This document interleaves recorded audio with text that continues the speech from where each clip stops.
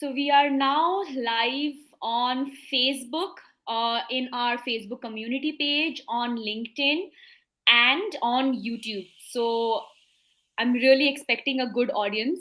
A lot of people have shown interest. We're just going to wait for people to join in, get comfortable, and we'll start the discussion sharp at 4 o'clock.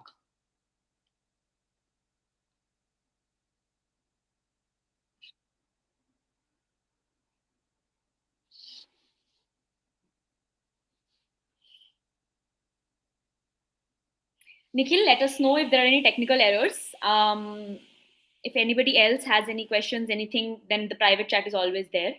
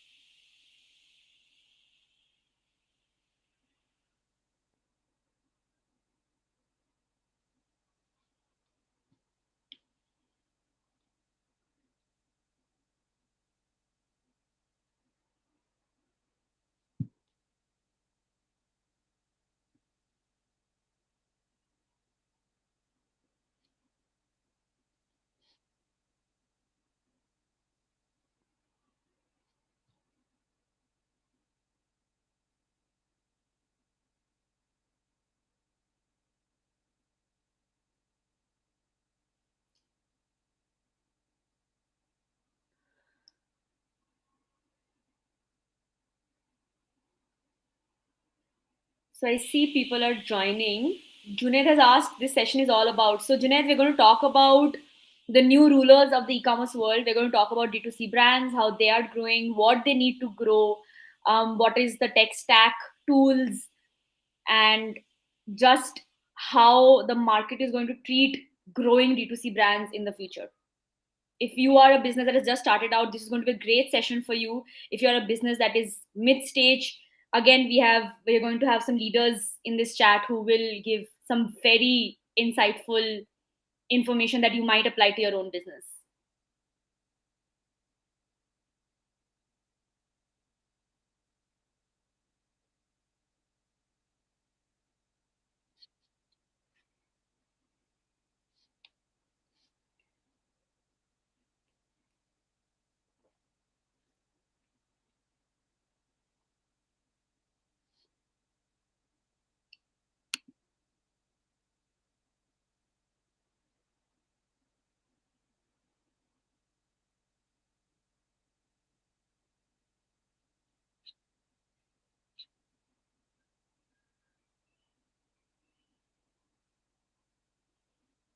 Okay, just a minute to go.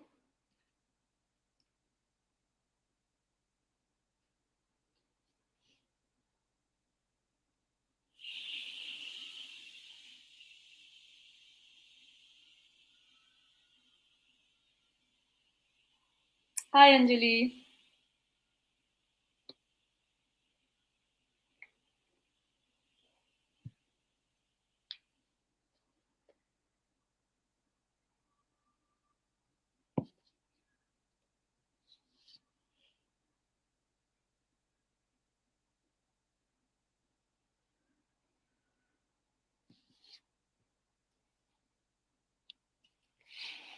All right, it's 4 o'clock. I think it is now time to kickstart the D2C Tech Conference, the first edition ever by Instamojo. So, what are we going to do in these 3 days, right?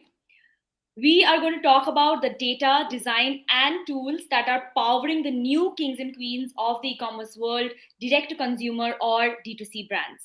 Over the next 3 days, we will participate in conversations that don't just tell you what's happening, but also tell you how to prepare yourself for what's coming.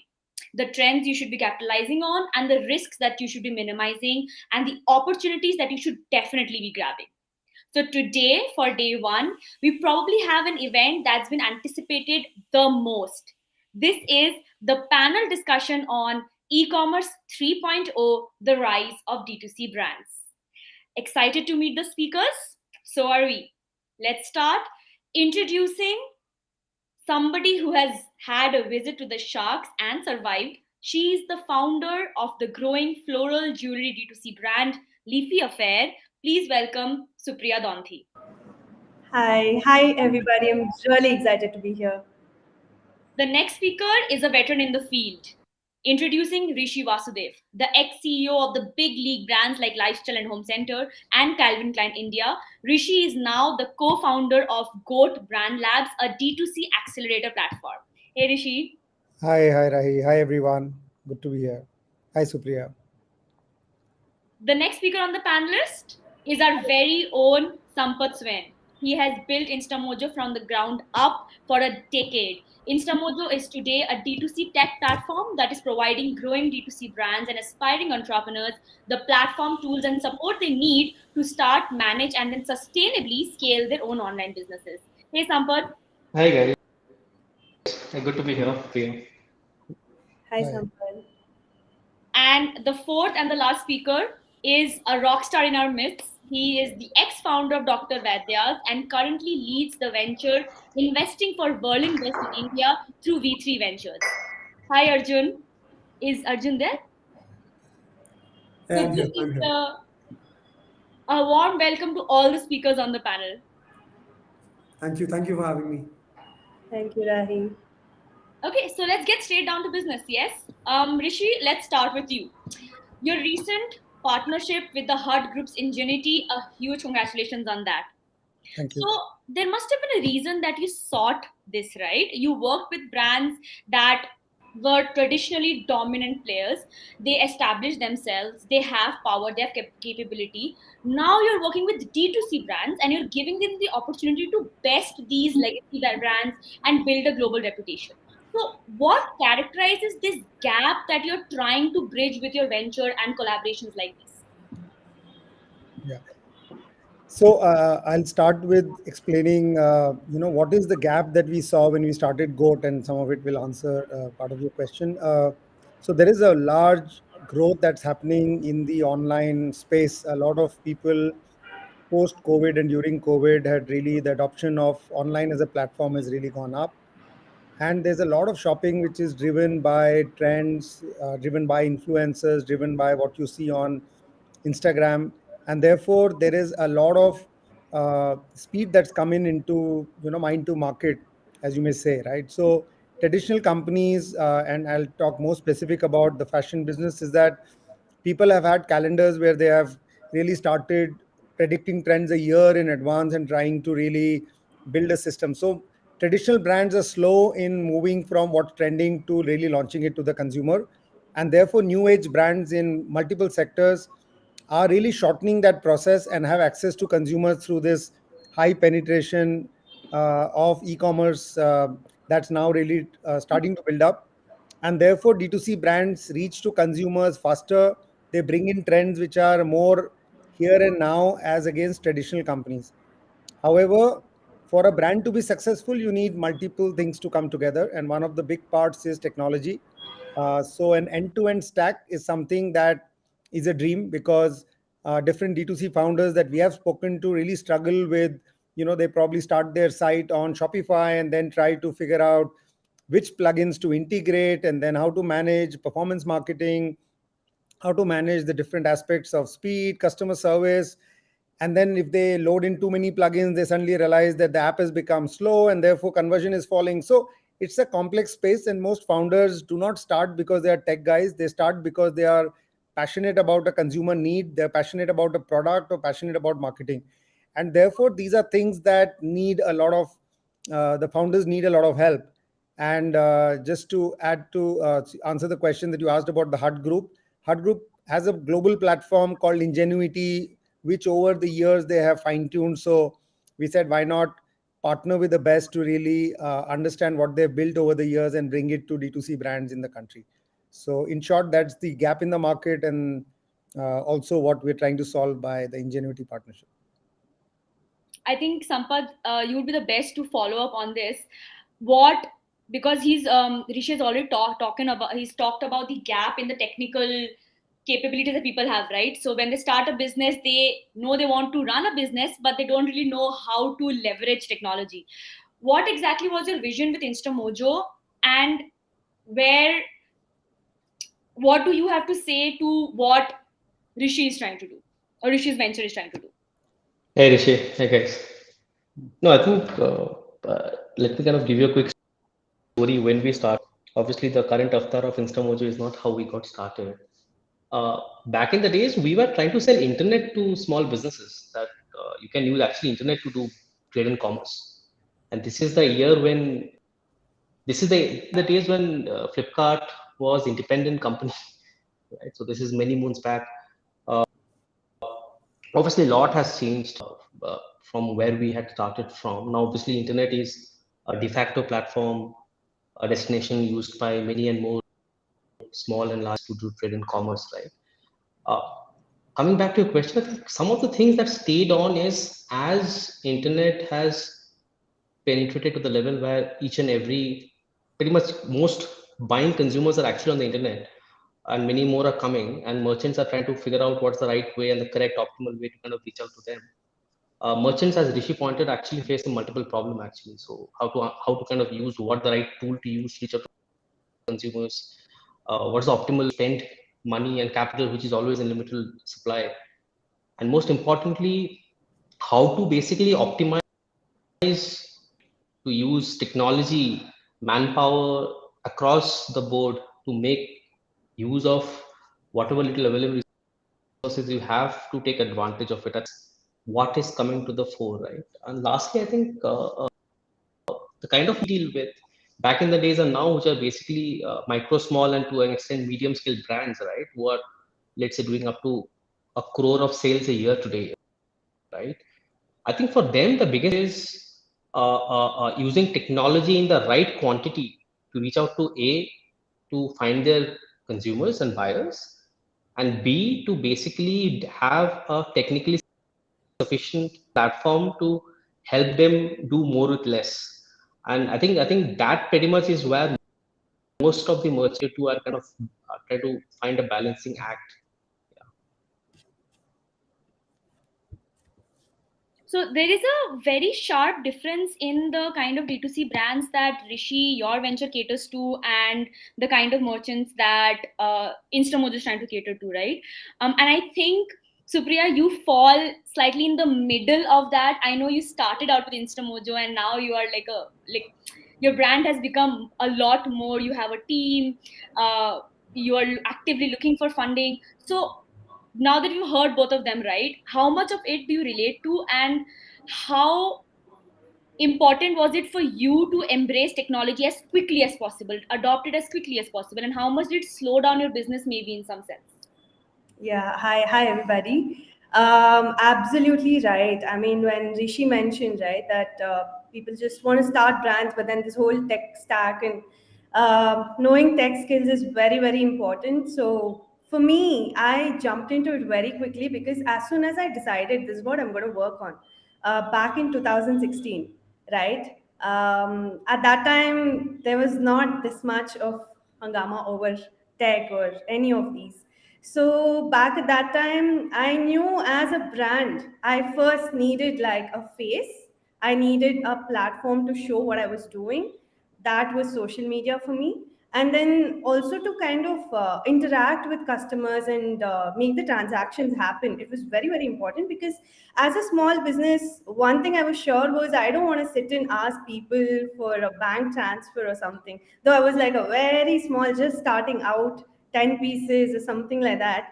I knew I needed a very quick and easy kind of transactions to happen. And that's when I got onboarded on Instamojo. And I think I was with Instamojo for like at least the first 2 years. And it really helped step up the game. And slowly we started adding more tech stacks, right? Like We went on Shopify. We got like different logistics partners. We have an order management system now. We have something for customer service. We have so many different things. So yeah, at any point, as Rishi mentioned and as Sampad mentioned, we cannot get rid of tech for sure. It's very important. But even if you are a founder who does not have so much of a tech knowledge, it's still possible to just get on that horse and keep going, because there's so many SaaS platforms and so many softwares that kind of help us founders who are not so tech savvy. Tech savvy would be a wrong word, but who are not very tech geeks. Yeah. Okay, I'll make a slight pivot here. We talked about the technical needs of a D2C brand, but I'd like to come to Arjun right now. So, Arjun, I watched some of your past interviews, and when you talk about D2C brands that are digitally native, right, online businesses, you almost have this sense of amazement, and you have this confidence in the ability of online brands to scale. So, as Rishi said, right, from mind to having it actually out there, built there, it's really, really, I wouldn't say easy, but to an extent, brands have an advantage, right? And I remember that you had mentioned, and I'll read it out. Online brands have this amazing ability to enter the phase of hyperscale once they achieve a basic product market fit.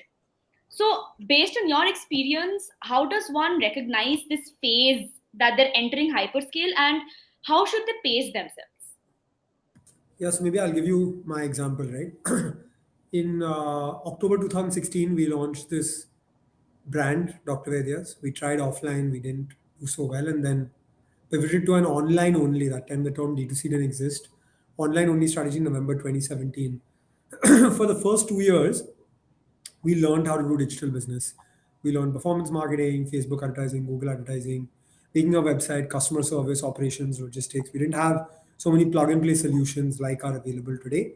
But we spoke to every customer, understood the gap in the market was not what we were thinking, which was a millennial urban problem, but it was a sort of Bharat problem. And 82% of our customers came from outside the top 10 cities. Our advertising strategy pivoted from English to Hindi, English, and regional languages. And then in November 2018, we hit 50 orders a day. We hit 50 orders a day at a customer acquisition cost of 30% of average order value with the 75% gross margin in the business. And we predictably knew that if we do nothing tomorrow, we'll still get at least 45 orders and we'll still clock at least 30,000 rupees on our website. And everything else is bonus, right? When you achieve this place where you're sort of break even, making a little bit of money on first order, and if you do the same things over and over again, you will be able to scale predictably. That is what I would call product market fit. Now, from there, what happened over the next 2 years? We got a 100x growth. We went from 50 to 5,000 orders just by doing the same things more and more, scaling more and more and doing better. Now, I can't say that that 5,000 would have gone to 50,000 on my website.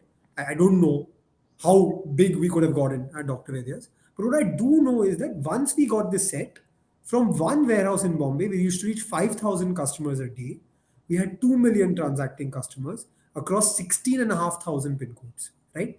That is really the power of digital business, that once you get it right, you can replicate and scale exponentially or very fast using the same playbook. But getting that playbook right takes time. And so it's not going to come tomorrow that you get the playbook, right? Supriya and I have talked about this a lot over the last few months. So getting that playbook of scale right is a bigger challenge.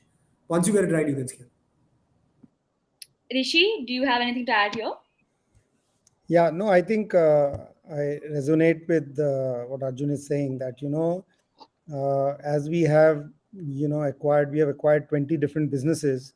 What we realize is that it's not a straight line, right? So it's not that you acquire a business, tomorrow you start putting CAC to it and things will start working. What you have to really do is focus on all the input metrics. So first is work with partners like Instamojo or other stacks where your tech is taken care of. At least you are hitting hygiene plus, if not differentiating on that.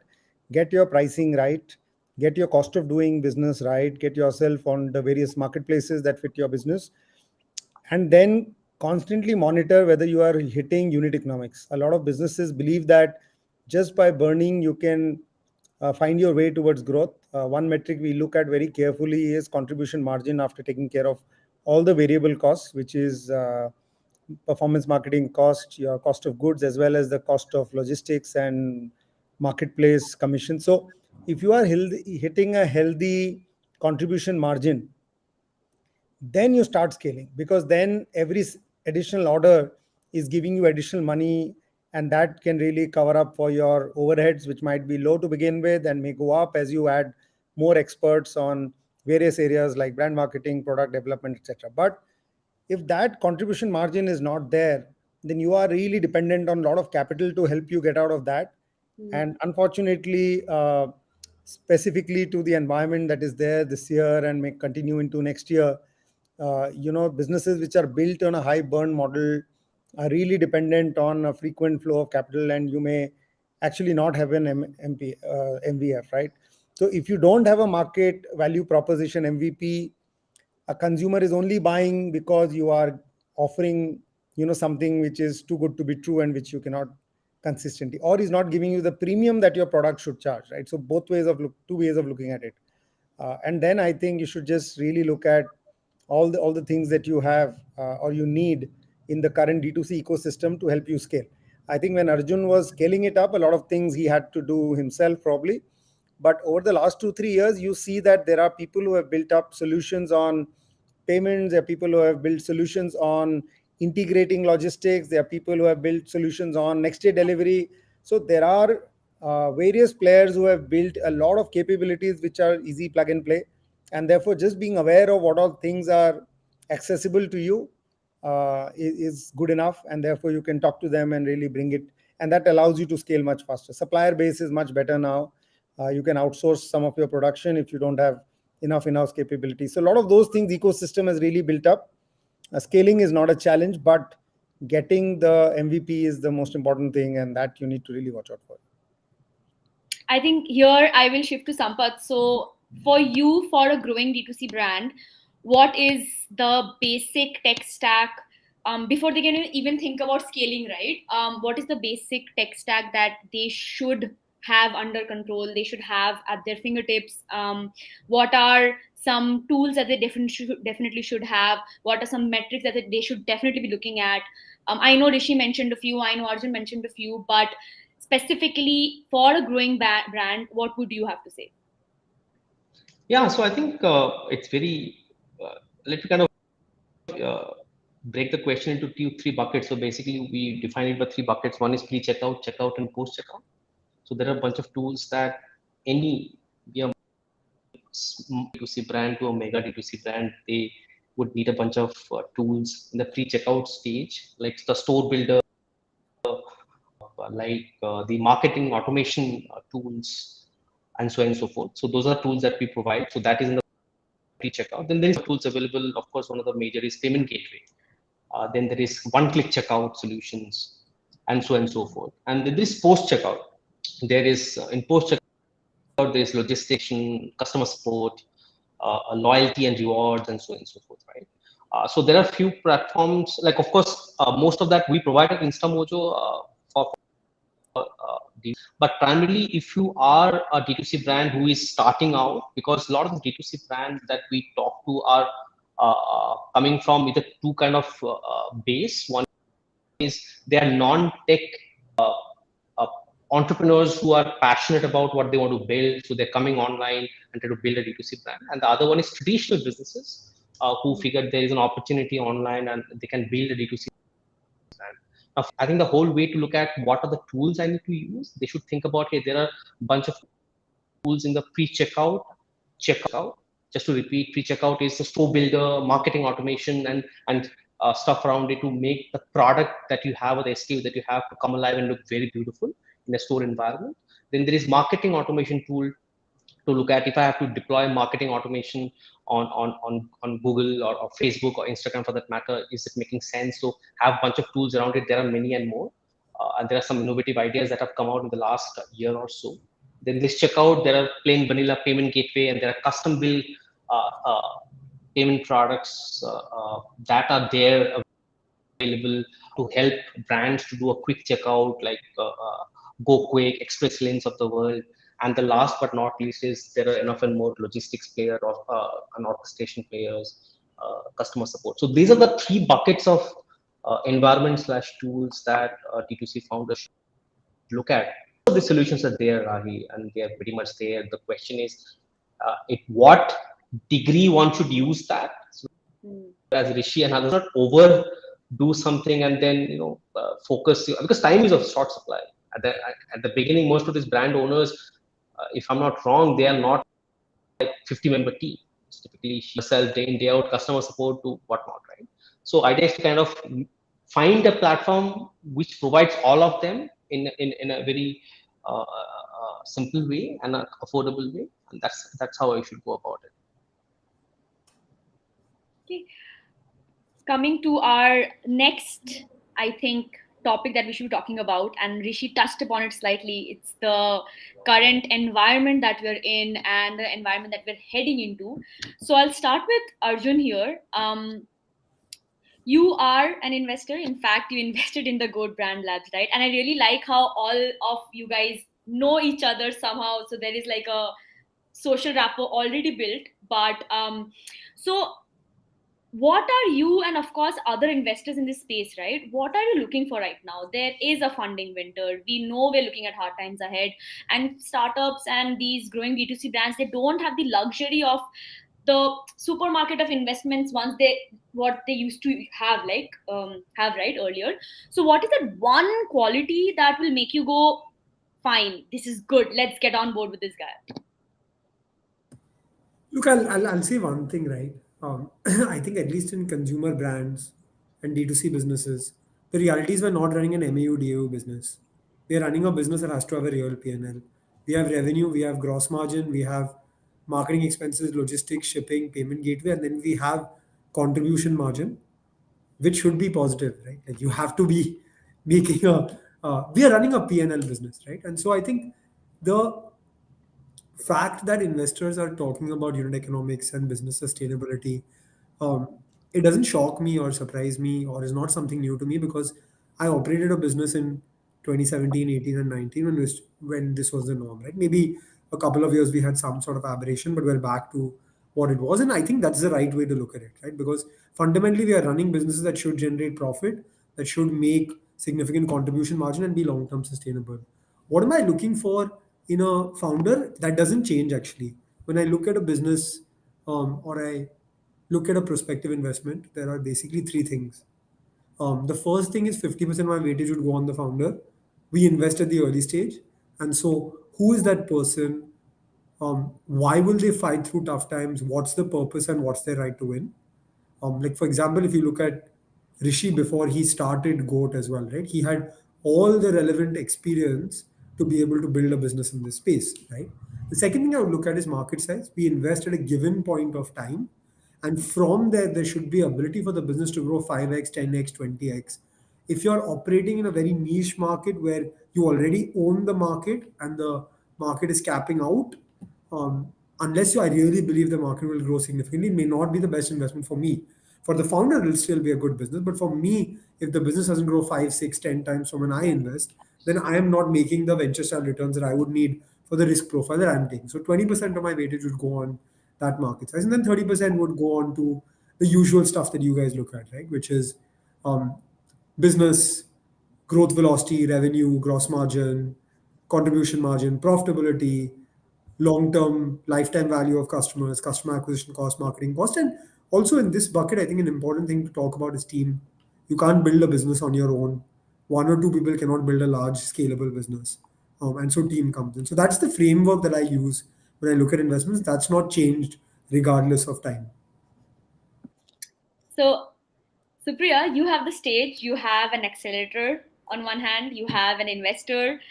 What do you have to say to them and maybe other people watching, right? What, for you as an early stage D2C brand, what do you think is the hardest hurdle for someone like you and your brand to cross and to, meet the expectations that these both have laid out? Right. So, well, I think Leafy Affair as a brand is definitely different now compared to just a year back.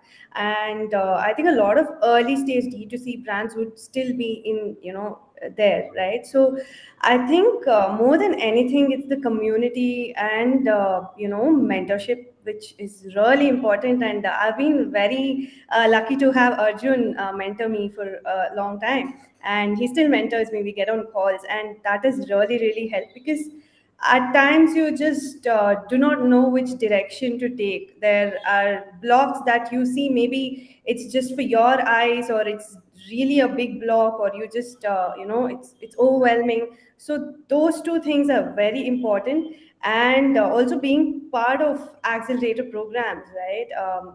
Incubation programs, that has definitely helped me out. And as Arjun mentioned early on, to get that playbook right, scaling up is easy, but to get that playbook right, to play with the various different things, it's really important. So yeah, Leafy Affairs state right now, we are definitely profitable. And as they mentioned about the contribution margin, and it has to be profitable business. I, from the start, never believed in burning capital, from the start. Even with, when I was with Instamojo those first few years.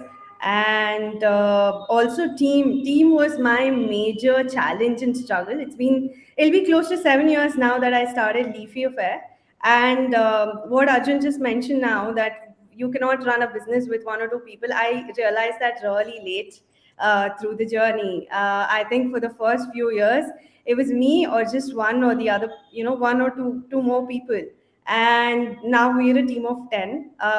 Again, more agencies and freelancers working with us. But this whole turn helped. It was more like a tipping point, because that helped us scale up so much more. So definitely now, as you say, there's like an accelerator, investor, all of these people form a good piece of the puzzle, right? Like a bigger puzzle. So at every stage, as you keep scaling up, there is a definite need of these people to come in on board and help us, guide us.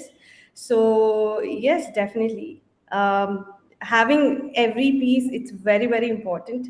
I think I have the mentorship and accelerator programs, all of that cracked up. I just have to work on investments and scaling up to the next level now. And I'm telling you, Supriya, you have our best wishes with you. Thank you. So, Sampad, moving on to you. Do you think, I forget what kind of environment we are in right now, right? Or use it as a point of argument. What do you think is an advantage or a superpower that the next generation of D2C brands have? Because, okay, so for example, when Arjun started, he did not have access to like what he has access to now, right? The plug and play and all of these things that he was mentioning. We are just evolving. There are so many things out there right now. So what do you think will become a superpower for the next generation of D2C brands, that especially digitally native D2C brands that grow right now? Yeah, sure. Prima facie, I don't believe in a bad time. I think we're in an Okay. awesome time right now. Both when I'm wearing my investor's hat or a founder's hat, but that's for some other discussion, I guess. But I think 2 points, Rahi, that kind of stands out. The difference between brands versus D2C brands, right? Uh, native, I mean the legacy brands here. Uh, I think the two classical differences is accessibility and ability to harness data that is coming by using the technology to take decisions on a daily basis, right? And then those are two distinct differences than a native brand versus a prima facie D2C brand today. Let me kind of each one of those, right? What do I mean by access to technology? Nothing that what you're using today did not exist back in the days. But back to do a simple capture an order and fulfill the order would have taken you n number of clicks across say dozen windows. So you collect order from some place, from a website portal to ship the order. Then you take return order if there is a return over there. After that, you have to issue a refund, you have to go to the payment gateway and whole 9 yards around it. Again, I press upon the fact that it was not just difficult, it was inconvenient to the extent that the founder and entrepreneur, she's spending way too much of time, which she could have spent building her business. I think that's kind of the biggest differentiator, where all this technology and Windows, as I call it, is now in single window and few clicks. And things are going to get better with AI and everything. Like you can discuss and debate on that later as well. That's one. The second part of it is now on a daily basis or every instant when interaction is happening when a consumer is hitting your website, trying to check out a product, buy a product, and then eventually she went on to buy a product. And these are like 3, 4, 5 interactions, right? Back in the days, those interactions were still happening, but those data was not collected in a way which was useful. Today, that data is not only useful, those data are smartly and intelligently being used. At least that's what we do at Instamojo ourselves, and we try to provide the same back to our merchants, so that each and every brand can use the data to come to a conclusion that, you know what, I can do this and not that. Because at the end of the day, living in a world of abundance, so you can take n number of decisions, but to kind of take the most optimal decision at that point of time is critical. And I think today more and more platforms are bringing all of these facets in a fingertip, which I'm guessing a native brand never enjoyed. And hence I believe the world, hence the whole forum is about D2C 3.0 or e-commerce 3.0, because 1.2 and 2.0 do not enjoy it, or few players enjoy it, let's put this way. Like Amazon or Flipkart and few others enjoy it. Now the same what they enjoyed a decade back is now at a fingertip of a nano D2C brand, and which platforms like us and others are bringing in a seamless manner, and most of them are not even charging anything for it. I think that's the biggest differentiator. And I think the point also here is, if because they're growing their brand on a foundation of technology tools and these tech stacks, right? So the brand, the business operations, everything is in one, as you said it, everything with one click on one platform. They are growing with that, so they don't have to change their mindset. Their mindset is already very digitally oriented. But for legacy brands, and please Absolutely. correct me if I'm wrong, for Yeah, and if I'm not wrong, and Rishi can actually double click this, because Rishi and G.O.A.T brands have done a bunch of acquisition, and when they have done it, and if they go back to the founder and ask the same founder that, you know what, pre G.O.A.T brands, post G.O.A.T brand, what's the difference? Rishi, you may want to explain. Yeah, so like I said, right, when you acquire 20 different businesses, you come across very different founders, right? And some founders are super excited on or super focused on one thing. Some of them are all rounders who do a little bit of everything, etc. So it's like a cricket team where you have different people really focusing on different things. And there you know that from G.O.A.T's point of view, standardizing some of these things really helps, right? And what Instamojo is also trying to do for many people trying to get in onto the D2C bandwagon, that when you standardize it, okay, of all the different solutions for WMS, for example, right, each founder does not need to think of which is better, right? So there is one WMS solution which has been chosen. It's like living in a community, right? You move into a community, imagine every household decides that, oh, I like this security agency or I like that. But point is, you appoint a committee and say, okay, get the best security agency which fits into our budget and does the job, right? And if there is a problem, you change the agency. So that's how aggregation of some of these things really helps founders sleep well on certain aspects and really think about the aspects which can get them faster towards a market fit and scale up, right? And many other things also come into play beyond technology, which is access to capital. For example, many businesses that we acquire are using debt at 18 to 25% cost, right? And then with G.O.A.T Smite, we are able to talk to the banks and ensure that they get loans or working capital loans at somewhere between 7.5 to 9%, right? So that again frees up capital because for the same interest cost, they have double the capital. access to different marketplaces, because every marketplace does not have a very smooth API integration, listing your products, etc. So as they face challenges with different marketplaces, they give up. And therefore, one thing I've seen, Sampad, is that most of the brands that we acquire are good at only one or two channels at most. So they are good on their own website and doing Amazon or Myntra or Flipkart. But I've hardly seen a brand which is good at all platforms, because founders look at one platform, it's working out. When they start to work on another platform, and it could be your own D2C site, if it's taking time, then they say, okay, if I have limited time, let me put it in the channel which is working. And therefore you are not available on, at least 30-40% of, you're not don't have access to 30-40% of the distribution, or maybe more. So a lot of the brands, before and after, the change that goes through is that they have access to more platforms, they have access to more customers, and it's the same product. And therefore scale starts to happen. You start to reach out to the 20,000 pin codes. You start to get more efficiency on various aspects of the funnel, and then you start to scale, right? So yeah, it's an evolving journey, and we are all learning. It's not that when I started G.O.A.T, I knew all the answers. It has been a It's very always a learning process. humbling experience for me. Today I was in Flipkart office speaking to some categories and trying to re-understand that how does it work, because when you are inside you have certain tools that you can play with, but when you are outside as a seller trying to build your business on Flipkart, it's a very different experience. And then you are learning, right? So it's not that if you catch hold of somebody like me who has been in Flipkart, he can build your Flipkart business. You have to really see from all sides and really figure out what works, what doesn't work. So the good news is that the penetrations are still low.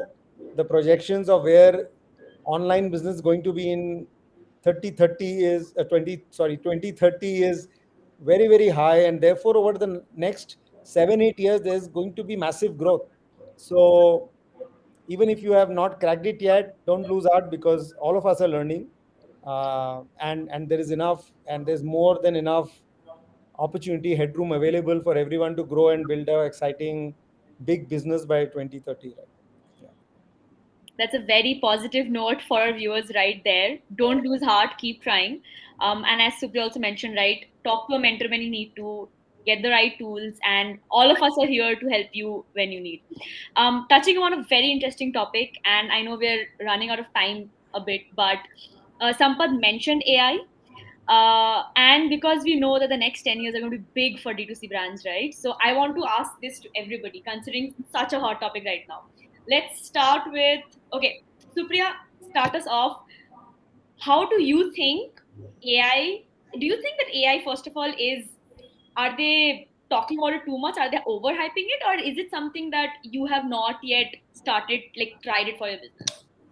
No, no, the hype is real, but I think there is enough reason why. Okay. Recently, Arjun also posted about AI influencer, and I mean, there's a whole revolution happening. I even read that article, right? So there are so many roles that are going to be very well replaced by AI. I think copywriters are already experiencing that, and AI is helping brands especially grow so so rapidly and so much better. Because see, for a brand, one of the important things of brand building is content itself, right? Content, the visuals, and that's where AI revolution has started. And its contributions to the industry, it's amazing. Be it visuals, be it copy, be it video editing, be it all of these things. It's replacing Canva, it's replacing copywriters. um, the hype is not too hyped up. I think we all have to pull up socks as brand owners, as even people who are just doing certain jobs in certain areas of the industry, be it social media, be it content, be it marketing, also, right? So, all of this, I think we all have to pull up our socks and move towards it and learn how to use it and go with it, because this ship is going somewhere, and you don't catch the ship, you're just going to be in water. There's no other go. There's so I think it's definitely going to help the industry, and there is a revolution happening. Arjun, do you want to add on to that? Yeah, I think Supriya was talking about what I posted about on LinkedIn the other day. So I got a follow from a blue tick on Instagram called Kyra Onig. Okay. And then when I went on the profile, it said India's first virtual influencer. And it was a page with 220,000 followers, which had done brand campaigns with Boat and Sunfeast, but it's not a real person. It's a virtual character. And so I wrote to the Instagram page saying, "Hey, I really like what you guys are doing. Love to come on call." And then I got on call, and it was these two guys who are now building virtual IPs, and they've now built Kyra, and they've built this character called Shravya, who's the manager of Kyra. And Shravya is actually very active on LinkedIn, not Instagram. And it's pretty crazy, right? So I was with my aunt on Sunday evening, and she's 60, and she was asking me, what is this chat GPT thing? Is it real? Do you use it? Etc. All of that. And I started showing her use cases that she could use in her day-to-day life and in her business. And I found this sort of service provider who gives you the equivalent of chat GPT but on WhatsApp. So you just add this contact on your WhatsApp, and then you can just chat on WhatsApp and you get the answers. And I started telling her all of these things, and her mind was blown. And then she told me, when we were sort of growing up, people came and said, "Hey, calculators are going to ruin our country and the way we think and mental math and all of those things." And eventually, calculators became a part of our life, right? So she was like, and very mature to hear from her, she said, "The next, this is here to stay, but a skill will now be how to write the prompt and get the most efficiency out of the tool as well," right? And so we were just talking about, but I think it was interesting, and it is interesting, but it's also scary, right? If you think about it, like now we're all smiling and laughing about this virtual influence, and it's cool, and the brand campaigns and stuff like that. But think about it, if like 25% or 30% of your Instagram feed becomes virtual characters, not real people, and then you stop sort of losing the distinction Between real between what's and real. yeah. That's very scary. Very, very scary for me.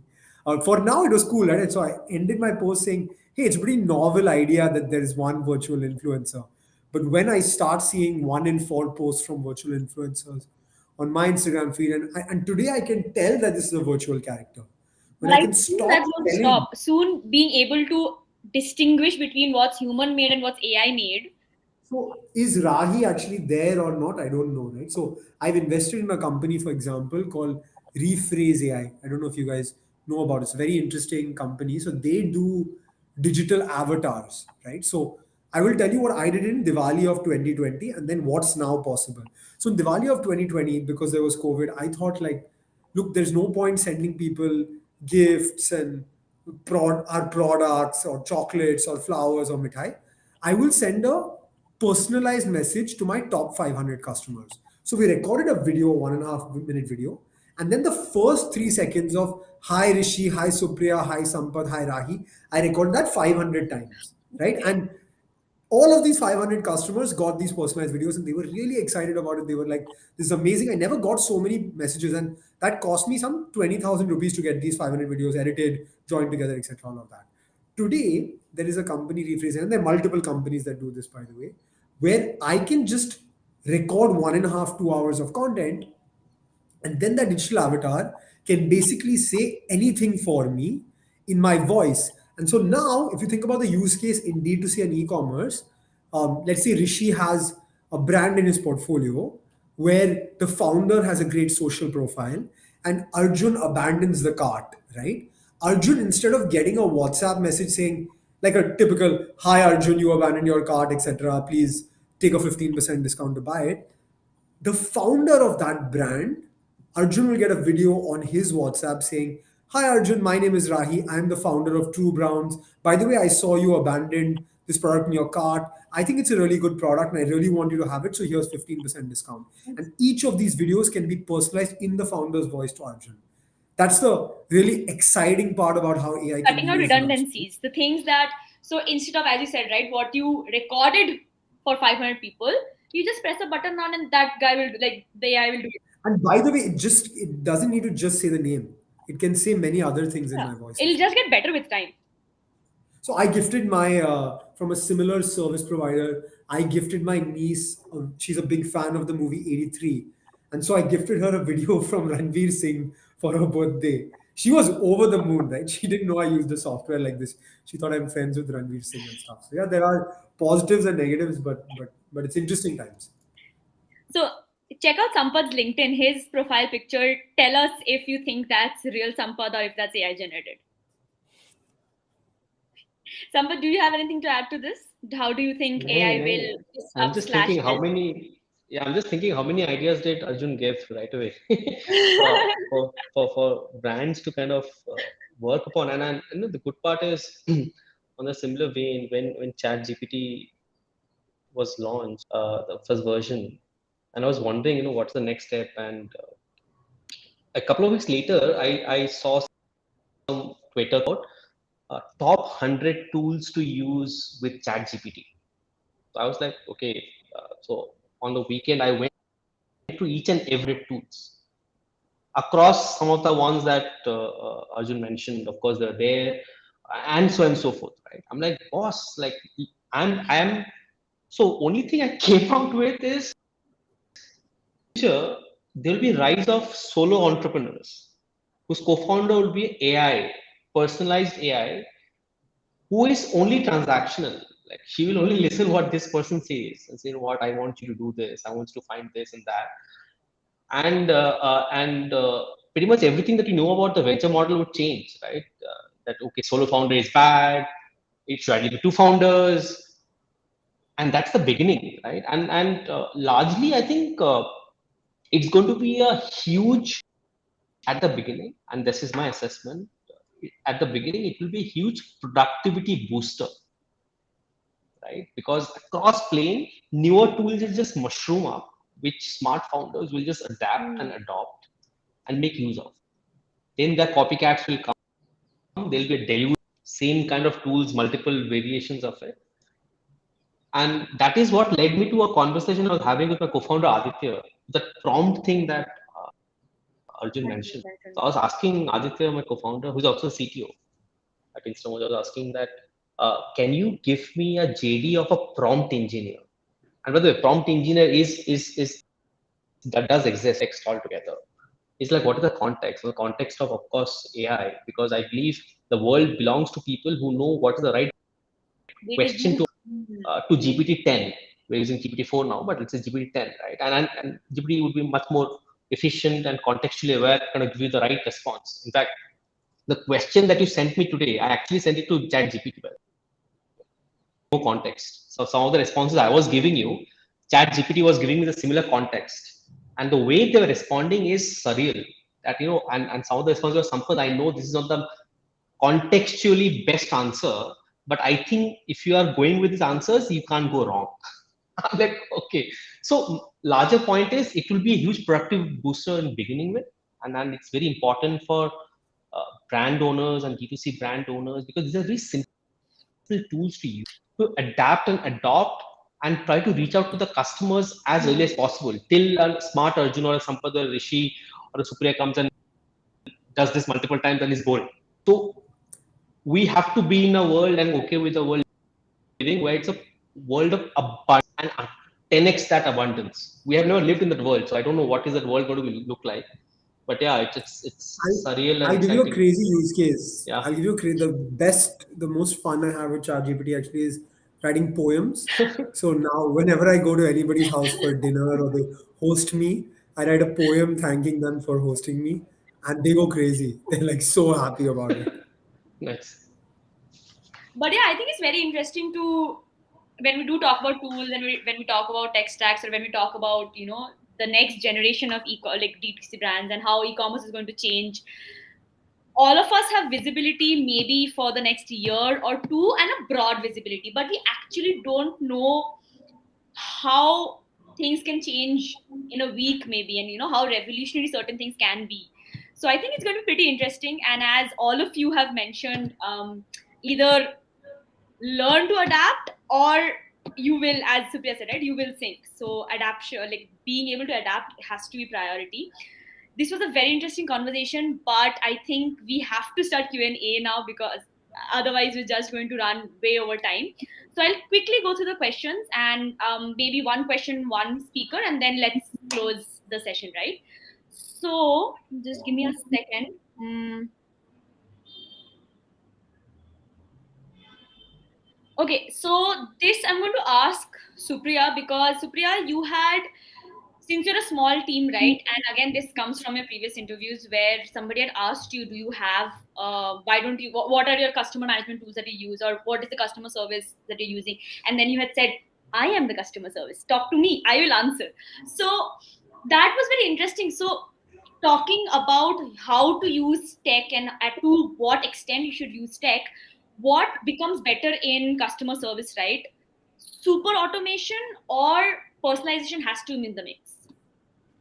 I think, see, it depends on the requirement at that scale. Maybe when I, said that in the interview, that was way long back.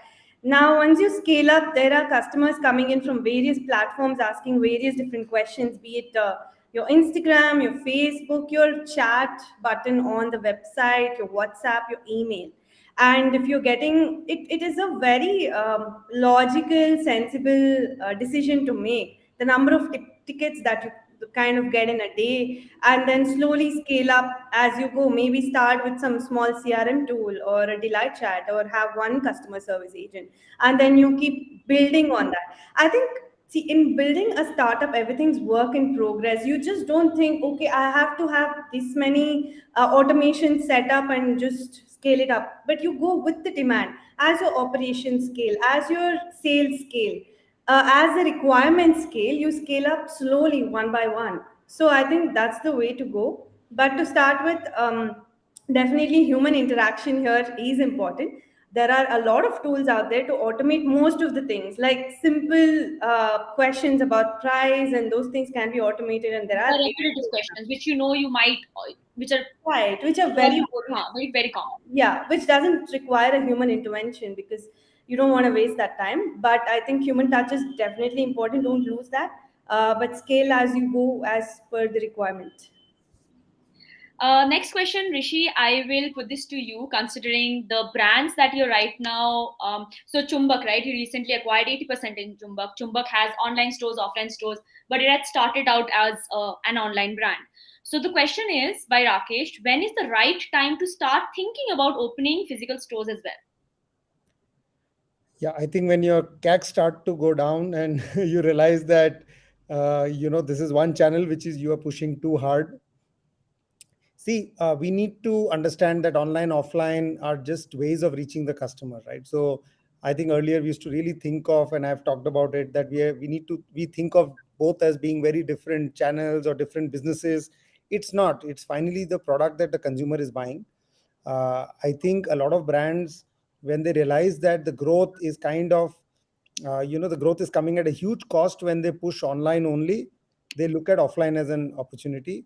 The positives and negatives of both channels are known. In offline, if you go offline, you have to spread your inventory. You might have some fixed costs if you are taking up a store, but then you might be, or you would be in a mall or a market where there is traffic, and therefore your CACs might come down. So therefore, as you are building a brand towards a long term, you really find the right time where you believe that you have leverage all the opportunities that you have in online, and beyond that it's becoming expensive to grow it or grow it faster. So yeah, look for online opportunities to expand, sorry, offline opportunities to expand, and keep a right balance between offline and online depending on how you want to build the business. So building a cohesive omni-channel strategy. Yes. Okay, the third question. I'm so sorry, just give me a second.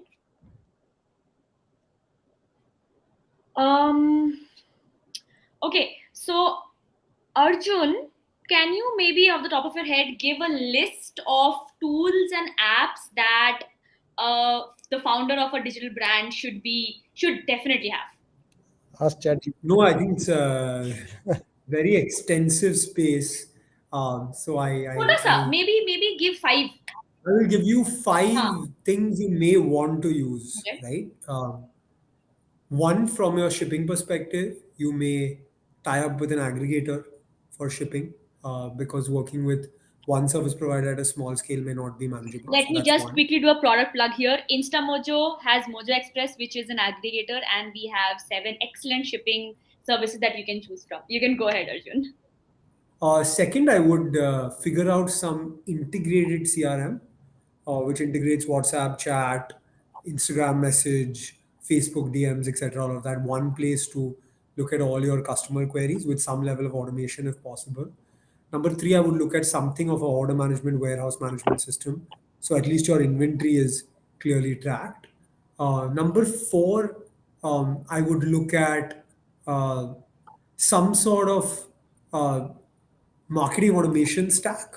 That means once your customer has placed an order, how do you retain the customer through drip marketing, email, SMS, push notification, WhatsApp, all together. So you actually have a integrated way to engage with the customer.